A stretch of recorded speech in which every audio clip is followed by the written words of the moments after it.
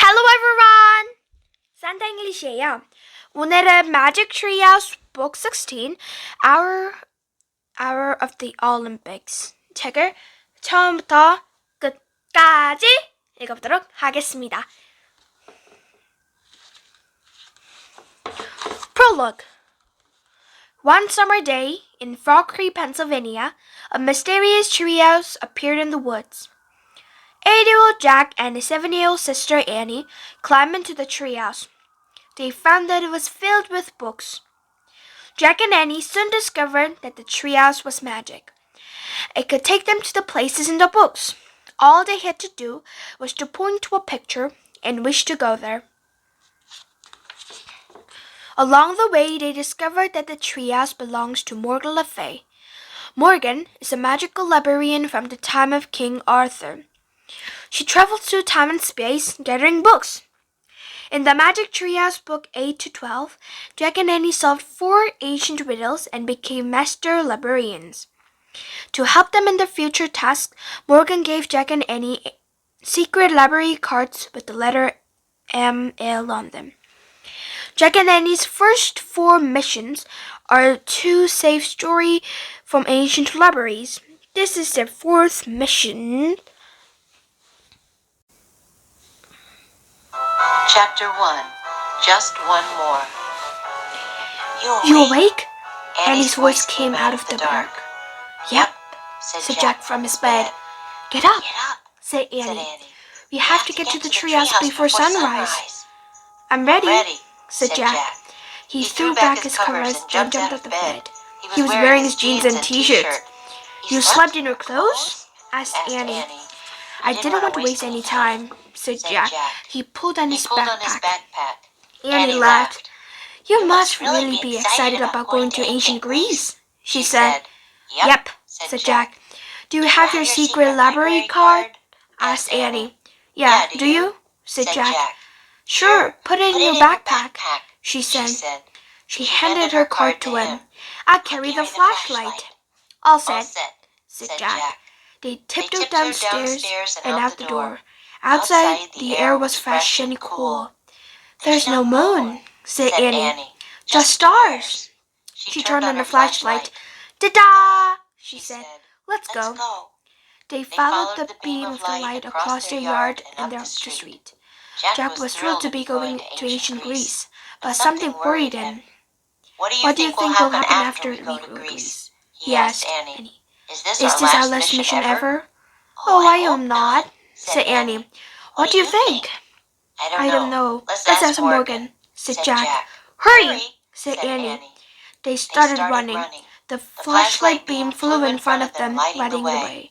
They slowed to a walk and they got to rocky woods. The thick woods were pitch black. Annie shined the flashlight upward as they walked between the trees. Finally, they found the magic treehouse. We're here, Annie called. Going up, said Jack. Annie grabbed the rope ladder and started up. Jack followed. Annie shined a flashlight around the treehouse. Morgan Le Fay was standing at the window. She covered her eyes when the light hit her face. Turn off your light, please, Annie, she said softly. Annie turned it off. Welcome, Morgan said in the dark. Are you ready for your next mission? Yes, said Annie. Then her voice got quiet. This isn't our last one ever, is it? Ask me the question after this mission, said Morgan. We want to go one more, said Jack. You're very brave to say that, said Morgan. You've got 3 very hard journeys as master librarians. Oh, they weren't so hard, said Jack. You risked your life to save the lost story of Hercules, said Morgan. It was nothing, said Annie. And the Chinese stories of the Silk Weaver, said Morgan. And the Irish stories of the surfer monster Surf. Thank you. You're welcome, said Jack and Annie. Now, said Morgan, for the last story. Jack heard a rustling sound. Here is the title, Morgan said. You can shine your light on it, Annie. Annie turned the flashlight back on. She shined it on the paper. Wow, is that Greek? Asked Jack. It certainly is, said Morgan.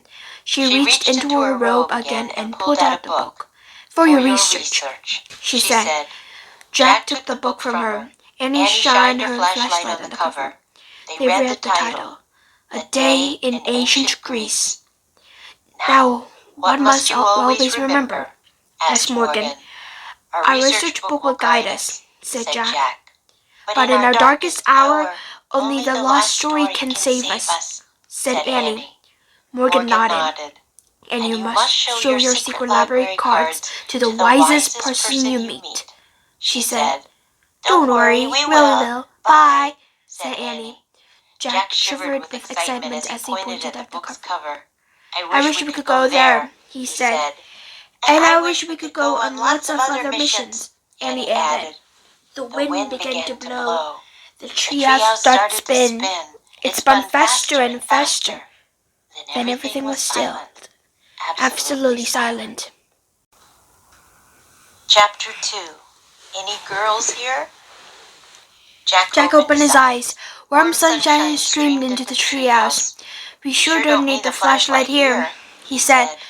"Look, Morgan gave us clothes like ones we wore in Pompeii," said Annie. Jack looked down. His clothes were similar to the ones he wore in the Roman town of Pompeii, a tunic and sandals. He also had a leather bag in place of his backpack again. Annie looked out the window. "And we would land in an olive tree, just like Pompeii," said Annie. Jack looked out the window. He caught his breath. "Are we in the wrong place?" he asked. "I don't know," said Annie. "Look past the trees. Doesn't it look like a big fair?"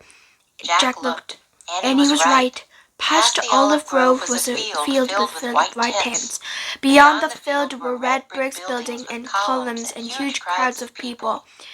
"What's going on?" Jack asked. He pulled a research book out of his letter bag.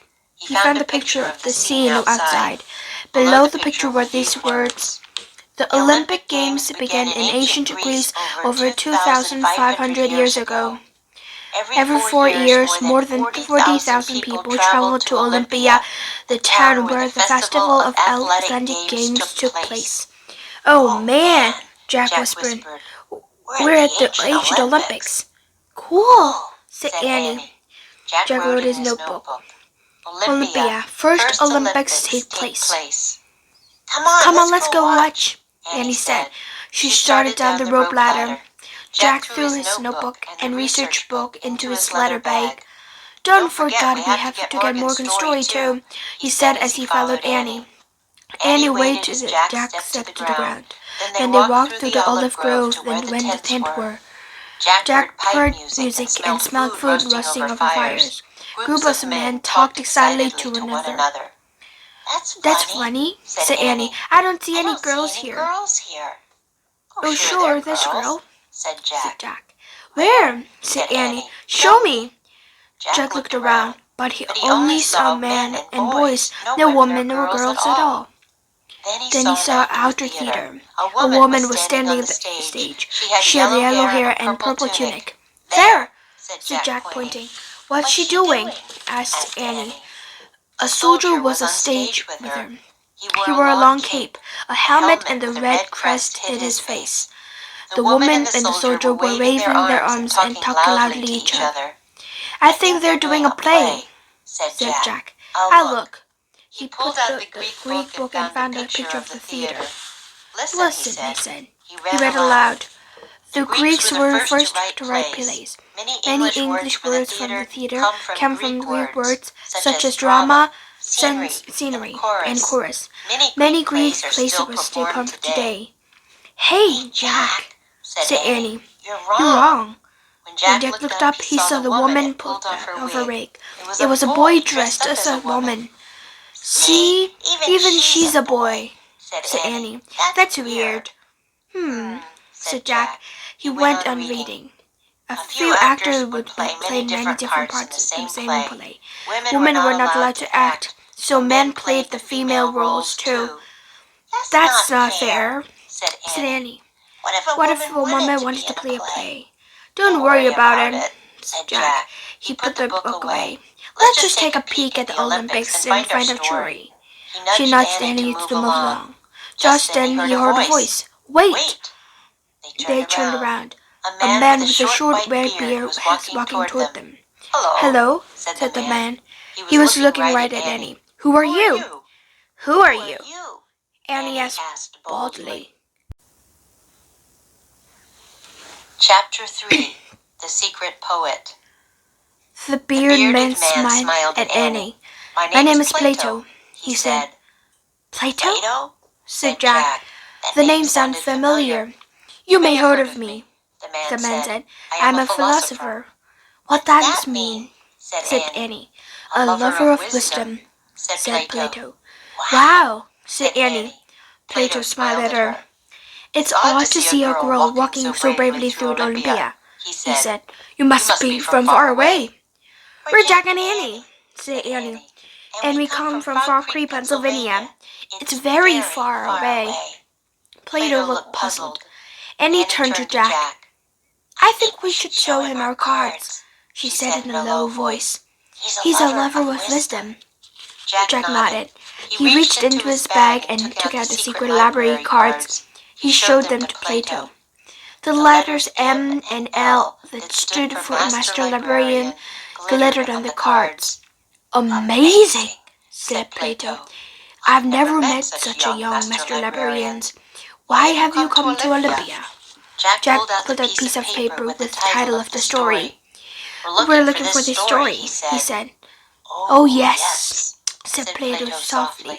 "This was written by a brilliant poet, a friend of mine, in fact." "Do you know where the poet lives?" asked Jack. "Very near here," said Plato. "Will you take us there?" asked Annie. "Yes, but I must warn you, never tell anyone who the poet is," said Plato. "It's a secret." "We won't," whispered Annie. Plato led them away from the outdoor theater. They started down the dirt road. It was crowded with people heading to the games. Plato stopped at the door of a sand-colored house with a brick roof. He opened the door and let Jack and Annie into the empty courtyard. "Wait here," he said. He disappeared through a doorway. Jack and Annie looked around. Rooms opened onto the sunny courtyard. Everything was quiet. "The people who live here must be gone to the games," said Annie. "I bet you were right," said Jack. He pulled out the Greek books and found a picture of the house. He read aloud. "Men and women lived in separate parts of the Greek house. Women spent most of their time spinning and weaving and taking care of the kitchen. Boys were sent away into school when they were 7. Girls were not allowed to go to school." "Girls can go to school?" said Annie. "How did they learn to read and write?" At the moment Plato returned. With him was a young woman dressed in a long tunic and a colored border. She was holding a scroll. Annie smiled a big smile. "Finally," she said, "another girl." "Jack and Annie meet our secret poet," said Plato. Chapter 4. Not Fair. The young woman smiled at Jack and Annie. "How did you learn to read and write?" Annie asked. "I taught myself," the woman answered. "She wrote a poem and brought it to me," said Plato, "because I have written and told people that I think Greek girls should go to the school and learn things."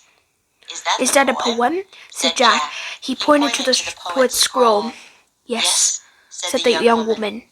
"It's a wonderful story," said Plato, "but she will get in trouble if it's read in our land. You must take it back to your faraway home, where it was safe." The poet handed Jack her scroll. He put it into his backpack. "Tell us your name," said Annie, "so we can tell people who wrote the story." The young woman shook her head.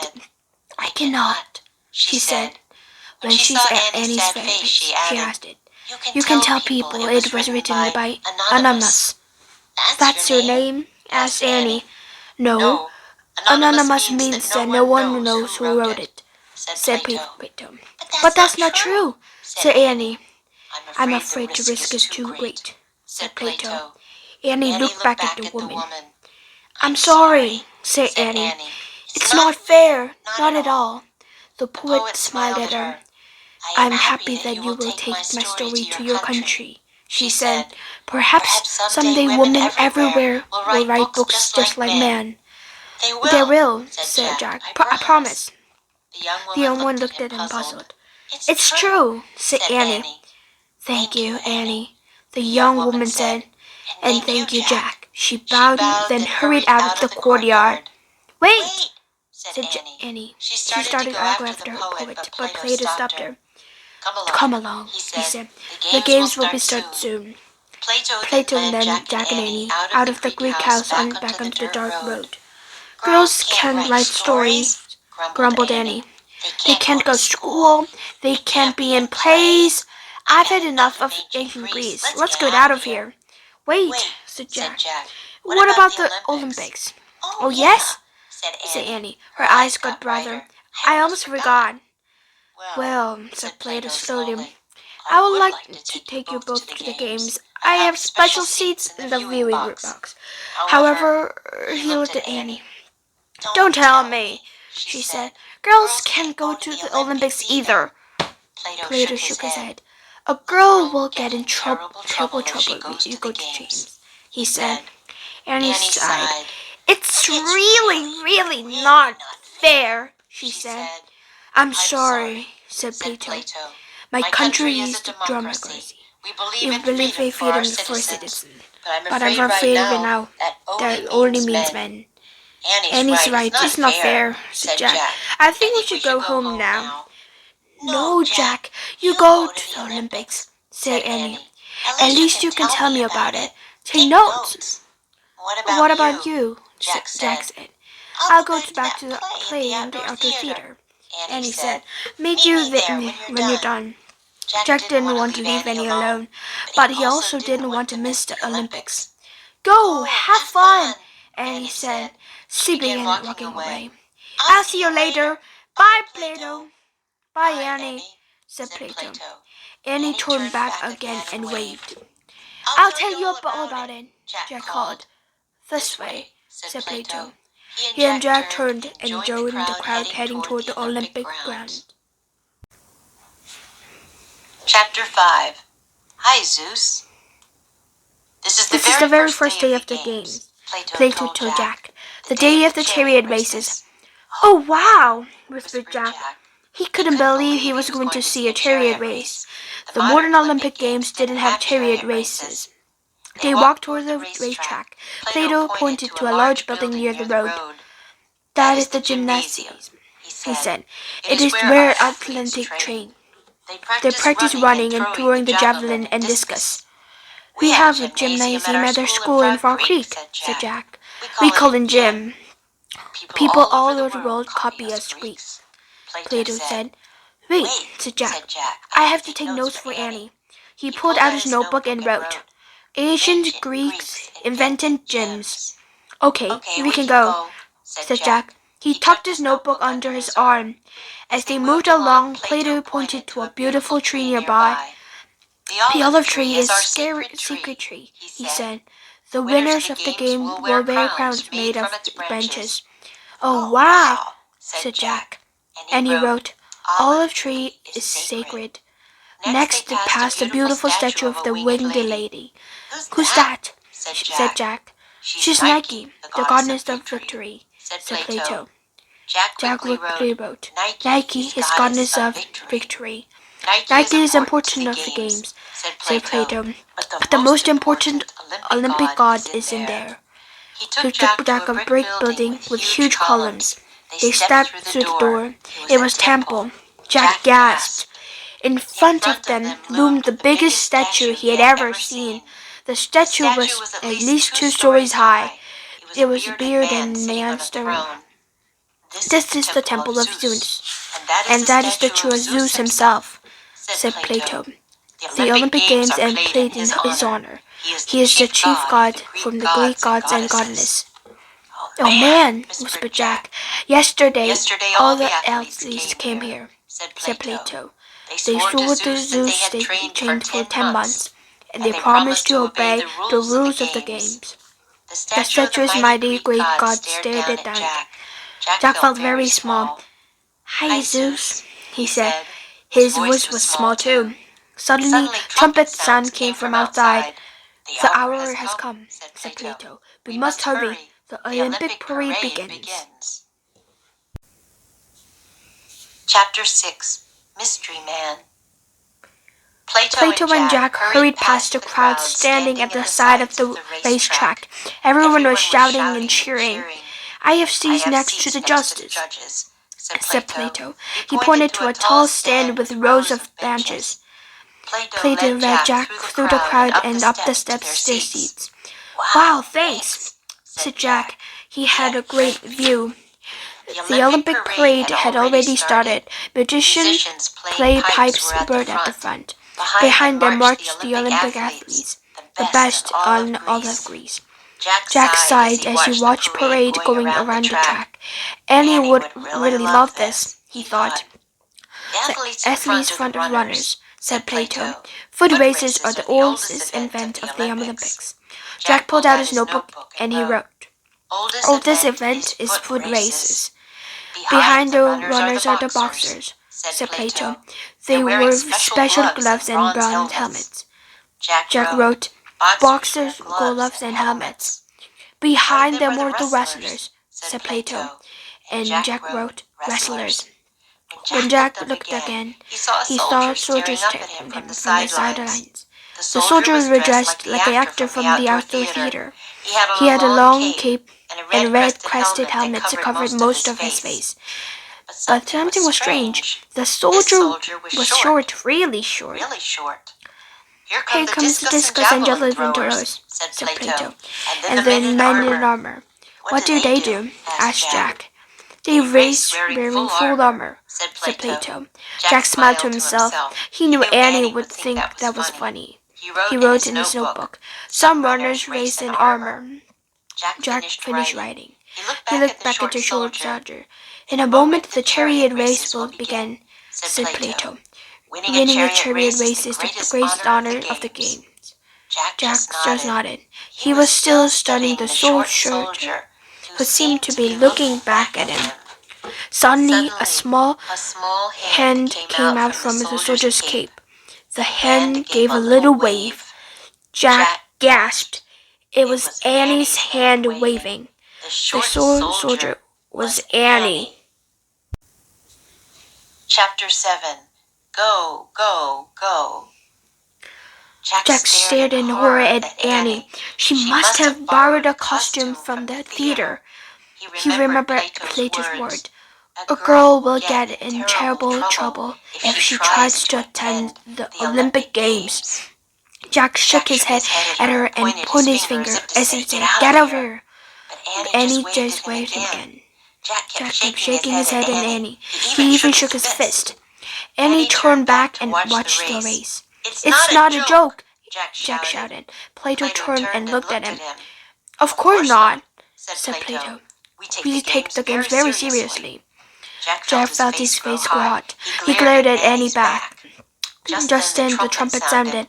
The chariots are taking their places, said Plato. Jack saw the dozen of chariots lined on the racetrack. Each chariot was pulled by 4 horses. Jack glanced back at Annie. She was looking up at him, pointing at Darius. The trumpet sounded again. The horse took off. The crowds went wild. They were cheering and screaming and stamping their feet. Clouds of dust rose up as the chariot raced around the track. Annie turned back to watch the race. She went jumping up and down. Go, go, go, she shouted. A few people began staring at the strange small soldier with a high-pitched voice. Jack couldn't take it anymore. He had to get Annie away from them before too late. He shoved his notebook into his back. I have to go, he shouted to Plato. The police looked surprised. Jack was right him and Annie had broken the rules. I had a great time, but I have to go home now, said Jack. Thanks for everything. Have a safe journey, said Plato. Jack waved and started down the steps. As he climbed down, he saw Annie call her helmet. Her pigtail flew up and down. She jumped and shouted, Go, go, go! Her soldier's cape fell off. Now lots of people were staring at her. Someone shouted for the guards. Annie was too busy cheering to notice anything. Jack moved quickly as she could. But 2 big guards got to Annie first. Chapter 8. Save Annie. The guards tried to pull Annie away from the chariot race. Annie looked surprised. Then she looked angry. "Let go of me," she shouted. Jack rushed down the steps with every step. The guards were having a hard time pulling Annie through the all people. "Leave her alone," Jack yelled. His voice was lost in the noise of the race. He pushed his way through the crowd. "Leave her alone!" he kept shouting. "Leave her alone!" Finally, Jack reached Annie and the guards. He tried to grab her, but the guard blocked his way. "Let go!" yelled Jack. "I promise I'll take her home." More guards arrived. The crowd started freaking shouting, "Arrest her! Arrest her!" The guards kept pulling Annie away. "Jack, the story!" cried Annie. "Of course," thought Jack. "The poet's story. This is definitely our darkest hour." He reached into his bag and pulled out the poet's story up to the sky. "Save Annie!" he shouted. But Jack's voice again lost in the roar of the race as the four chariots barreled through the dust. Jack looked around widely for someone or something to help them. Then suddenly the crowd fell silent. All heads turned to watch as a huge white horse galloped out of the dust. The crowd murmured in wonder. The white horse was the most beautiful animal Jack had ever seen. He was pulling an empty chariot, and he was galloping straight toward Jack. Chapter 9. Fly Away Home. The white horse stopped in the low wall by the edge of the track. "He's coming for us!" cried Annie. The guards started in awe at the horse. Annie broke free and dashed over to Jack. He grabbed her hand and they ran to the horse. The guards shouted and started after him. Too late. Jack and Annie had already climbed over the wall into the waiting chariot. "Go, go, go!" Annie cried to the huge white horse. The horse reared and pawed the air. The crowd stepped back from the wall. The guard froze. Jack looked up to where Plato was now standing. Plato smiled and waved at him. Then the white horse leaped forward, pulling the chariot beyond them. Jack couldn't even wave back at Plato. All he could do was untie as the horse galloped by the Olympic racers. Jack bounced up and down. Dust and sand got in his eyes. He squeezed them shut and crouched down in the chariot. He didn't know where they were going, but it didn't matter. The white horse was in charge. Jack heard the thundering noise of the racing horses in the chariot. He heard storming crowds. He felt sand blowing in his face and hard bumping and rattling of the chariot. Suddenly he was thrown backward. He heard a swoosh of wind, then silence. "Oh, wow!" cried Annie. Jack opened his eyes. All he saw was blue sky. He pushed the glasses into place and looked around. "Help!" he cried. The white horse had grown giant feathery wings and was pulling the chariot into the sky. Jack gripped the railing of the chariot and held for his life. To the house!" shouted Annie. Below, the Olympic crowd watched in silence. The winged horse left again behind and flew over the temple of Zeus, over the statue of Nike, over the scared olive tree and gymnasium. On they went, over the poet's house, the Greek theater, and the field of white tents. Finally, the winged horse coasted the ground near the olive grove. The wheels of the chariot bumped into the grass. Then slowly, they came to a stop. Jack and Annie stepped in his chariot. Jack's legs so wobbly he could hardly walk. Annie rushed to the horse to stroke his neck. "Thank you," she whispered. Jack patted the horse's long white neck too. "Thanks," he said. "That was the best ride of my life." The horse snorted and pawed the ground. "Come on, Annie, we have to go before they find us," said Jack. "I don't want to leave him," said Annie. "He's the most beautiful horse in the whole world." Her eyes filled with tears. "We have to," said Jack. The horse put his head down and touched Annie's forehead with his soft nose. Then he gave a gentle push toward the treehouse. Annie sniffled but started walking. Jack took her hand and walked through the olive grove to the road ladder to the treehouse. You You first, Jack said. Annie started up the ladder. Jack followed. When they were inside, Annie hurried to the window. Jack grabbed the Pennsylvania book. He pointed to a picture of the Frog Creek woods and said, I wish... Look, said Annie. Jack looked out the window. The horse had spread his great feathery wings. He was rising from the field. The white horse flew high into the blue of the band sky. Then he disappeared behind the clouds. Bye, called Annie. A tear rolled down her cheek. Jack pointed at the Pennsylvania book. I wish we could go there, he said. The wind started to blow. The treehouse started to spin. It spun faster and faster. Then everything was still. Absolutely still. Chapter 10. They're All Here. Jack opened his eyes. It was so dark he couldn't see anything. He felt his clothes. He was wearing his t-shirts and jeans again. The leather bag and turned back into his backpack. Hello, said Morgan Le Fay. Her voice came from the corner of the treehouse. Hi, said Annie. Did you have a good journey? Asked Morgan. I did, said Jack, but girls can't do anything fun in the ancient Greece. I did one fun thing, Annie said wistfully. I rode a chariot pulled by a flying horse. That must be wonderful, said Morgan. You were very lucky to be bringing to me the story of Pegasus. Who? Said Jack. Pegasus, said Morgan. He's the great wide-winged horse in Greek mythology. Oh yeah, said Jack. I think I've heard of him.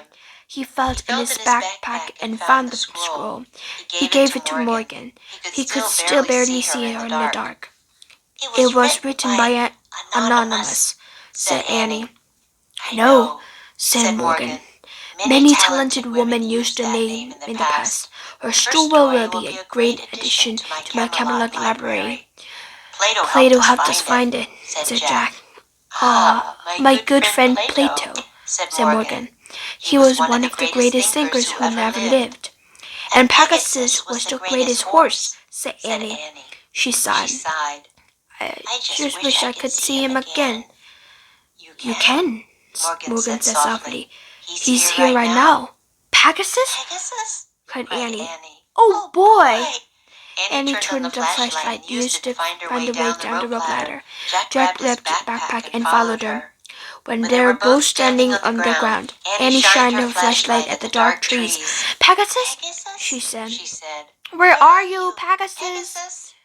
Turn off your light, said Annie. Morgan. She was looking down from the treehouse window. Annie switched off the light. In the night, you can see all the story characters that saved you on the last 4 missions, said Morgan. They're all here. Hercules and Silkweaver, Surf and the Serpent Monster, and Pegasus. Jack pushed the button into place and studied the dark woods. Where are they, Morgan? Cried Annie. Where's Pegasus? Look hard, said Morgan. I can't see him, said Annie. Yes, you can, said Morgan. The old stories are always with us. We are never alone. Has Morgan gone crazy? Wondered Jack. Look up, said Morgan. Your friends in the night sky. There are stars. Stars? Whispered Jack. He stared at the shining field of the tiny stars overhead. Hercules is a constellation, said Morgan. The Roman imagined him kneeling in the sky, holding a club over his head. Morgan waved her finger at the sky. For a moment Jack saw living, breathing Hercules out the line of the stars. And the Silkweaver, with her bird of coward, said Morgan. The ancient Chinese believed that there were 2 stars on either side of the Milky Way. Morgan waved her hand again. The lovely Silkweaver was outlined in the heavens. And long ago, the Irish believed the Milky Way itself was the serpent monster Surf, said Morgan. Morgan waved her hand. A giant serpent glittered through the sky. And the ancient Greeks named one of the constellations Pegasus, said Morgan. She She waved waved her her hand again, again, and the the white horse head, wings, and galloping legs glowed in the sky. I I see him, said said Annie. Annie. Then Then she whispered, I love you, Pegasus. Jack Jack thought he saw the stars moved, moved as if Pegasus was rearing back in the sky. After After a a breathless moment of silence, Morgan Morgan lowered her arms. The night sky became a field of tiny, glittering stars again. You have done amazing work as Master Librarians, said Morgan. I would trust you with any important mission. Does that mean we're going on more trips? Asked Jack. Indeed it does, said Morgan. Many more. Jack smiled with relief. When is the next mission? Asked Annie. As soon as I need your help, I will send for you, said Morgan. Go home now and rest. Goodbye, said Annie. Goodbye, said Jack. Very well, said Morgan. There was a sudden rushing of wind, then a blur of blinding light, and Morgan Le Fay and the magic treehouse vanished. The night was still. Home? Asked Annie. Sure, said Jack. As they walked between the trees, the foggy woods was pitch black. Jack couldn't see anything, but he didn't ask Annie to turn on the flashlight. For once, he wasn't worried about finding his way home. He felt as if someone, or something, was leading through the woods. Morgan's words came back to him. The old stories are always with us. We are never alone. Jack looked up at the stars again. They were beginning to fade and growing light of the dawn. But he thought he could hear the beating of giant wings somewhere high above. 네, 이게 마지막 챕터의 마지막 장이었습니다. 여기 페가수스가 있죠? 네, 다음 영상도 기대해 주시고요. 감사합니다.